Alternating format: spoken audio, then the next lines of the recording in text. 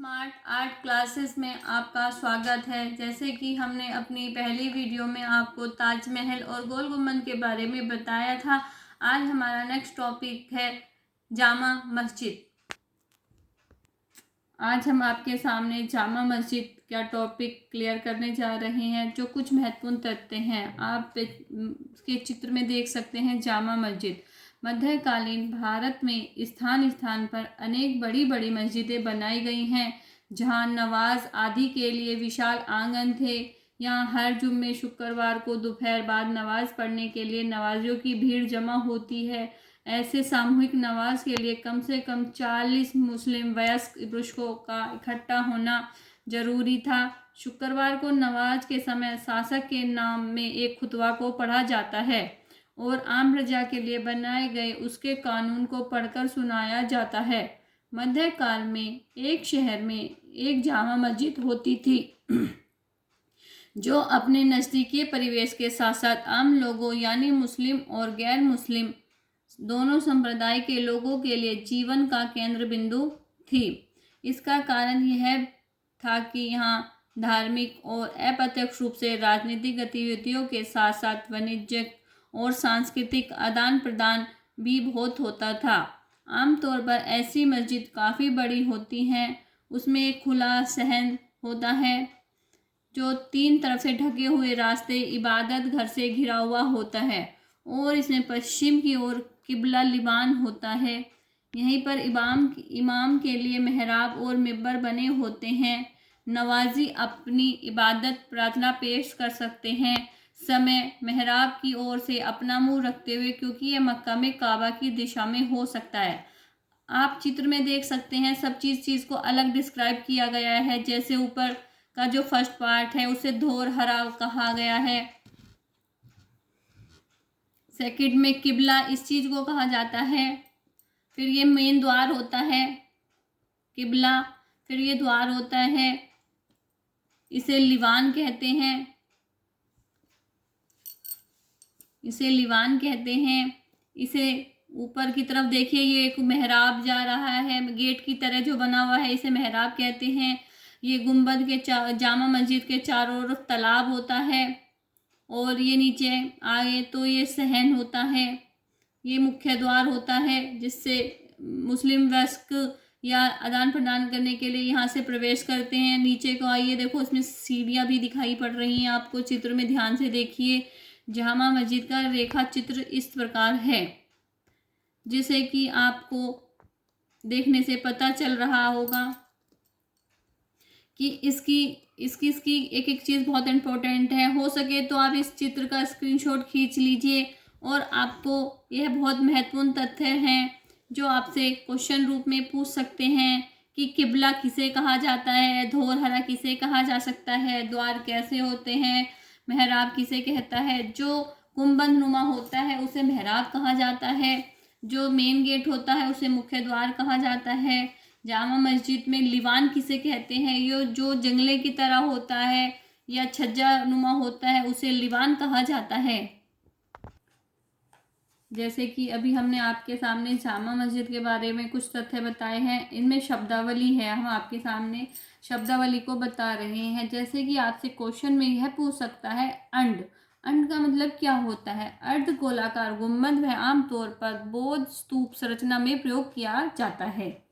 यह जो है ये बहुत इंपॉर्टेंट लाइनें हैं, प्लीज़ आप इसे कहीं तो स्क्रीनशॉट खींच लीजिए या आप इसका कहीं नोट कर लीजिए अपनी नोटबुक में। अरबस्क होता है जैसे लाइन, पत्तियों और फूलों वाली सजावट डिज़ाइनों में इंडो इस्लामिक वास्तुकला की विशेषता है।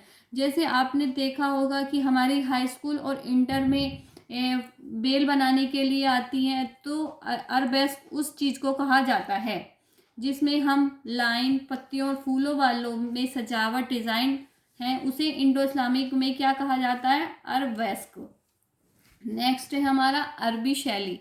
अरबी शैली में पश्चिम एशियाई देशों में मुस्लिम का लोकप्रिय स्थापत्य है जो 11 से 14वीं शताब्दी तक प्रचलित था।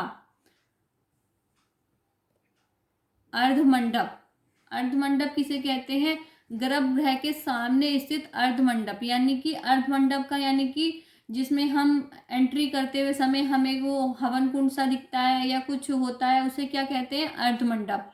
अलंकृत पंचीकारी, दीवारों और फर्शों पर की गई सुंदर सजावट।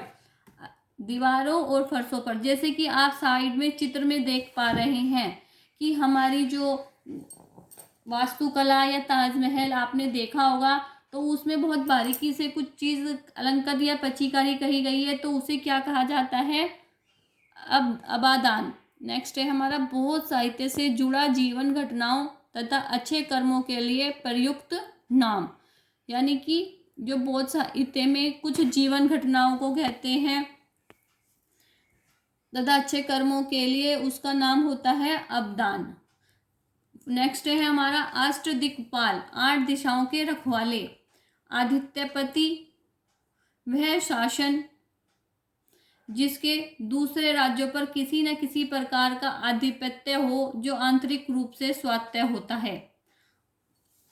नेक्स्ट हमारा है आमलक, धारीदार आंवले के फल जैसे आकार वाला शिखर, जो प्राय भारतीय मंदिरों के शीर्ष पर बनाया जाता है। यानी कि जो हमारे हिंदू धर्म में मंदिरों के शीर्ष पर बनाया जाता है, उसे क्या कहा जाता है? उसे आमलक कहा जाता है। आयुध, आयुध माने शस्त्र। ईशा पूर्व, यानी कि सामान्य युग से पहले। ईशा पूर्व को ईशा पूर्व पूछते हैं, बीसा पूर्व कहते हैं, तो उसे कहते हैं सामान्य युग से पहले। कलश, घोड़े मुंह वाला पात्र होता है, नहीं चौड़े मुंह वाला पात्र होता है। मंदिर के शिखर पर सजावटी कलश या मटके का आकार होता है। कलश आपने देखा होगा कि हमारे यहाँ जो पिंडी होती है शिव जी की, मंदिरों में जो शिव जी के ऊपर पिंडी होती है, उनके ऊपर सावन महीने में एक कलश रखकर उनके ऊपर कलश रखकर जल का निवाह करते हैं, उसे क्या कहते हैं? कलश। कॉर्निस, कॉर्निस कहते हैं नीचे सजावट के लिए दीवार पर उभारी गई पट्टियां। किबला लिवान, मक्का की दिशा में स्थित मस्जिद की दीवार को किबला लिवान कहते हैं। किला एक कुहन मस्जिद, दिल्ली के पुराने किला स्थित शेर शहारी अथवा हुमायूं द्वारा निर्मित मस्जिद को किला एक कुहान मस्जिद कहते हैं। कोलाकार, मेहराब बनाने हेतु कील हेतु खूंटे के आकार वाला पत्थर। कुंडली, घुमावदार अलंकृत खंबा होता होगा, आपने देखा है कि कहीं कहीं मंदिरों में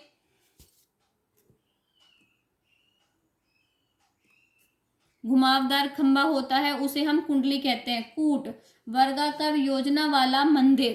कोस, मीनार, मीनार के आकार का मील का पत्थर। गर्भगृह, मंदिरों के अंदर का वह हिस्सा जहां अधिष्ठाता मूर्ति की स्थापित होती है। गृहपति, बड़ी भूमि का वह मालिक या बड़ा किसान जो खेती और व्यापार में शामिल होता है। गोपुरम, मंदिर का मुख्य प्रवेश द्वार, यानी कि जिससे हम एंट्री करते हैं मंदिर में, उसे हम गोपुरम कहते हैं। चकमक पत्थर, काले या गहरे भूरे रंग का एक पत्थर जिसका पोत चिकना नहीं है। चक्र, बौद्ध संप्रदाय के पूजा का चक्र पहिया है। हमारा स्तूप, जैसे कि बौद्ध संप्रदाय के लोगों द्वारा पूज्य वह अंडाकार संरचना जिसमें बुद्ध के अवशेष रखे होते हैं, उसे हम स्तूप कहते हैं। स्थापति, वास्तुकार। स्फटिक यानी कि एक उच्च गुणवत्ता वाला पारदर्शित रंगहीन शीशे जैसा पदार्थ जिसके अलंकृत पात्र व आभूषण बनाए जाते हैं। हमाम, तुर्क शैली में बना स्नान गृह। हर्मिका, अर्धवृत्तीय स्तूप के गुंबद पर छोटे वर्गर बाड़ लगाना। आज की हमारी क्लास यहीं पर समाप्त होती है। अगर आपको हमारी क्लास अच्छी लगी और हमारी क्लास अच्छी लगी तो प्लीज़ आप हमारे को कमेंट करके बताइए। स्मार्ट आर्ट क्लासेस में लाइक, शेयर और सब्सक्राइब कीजिए। Bye bye.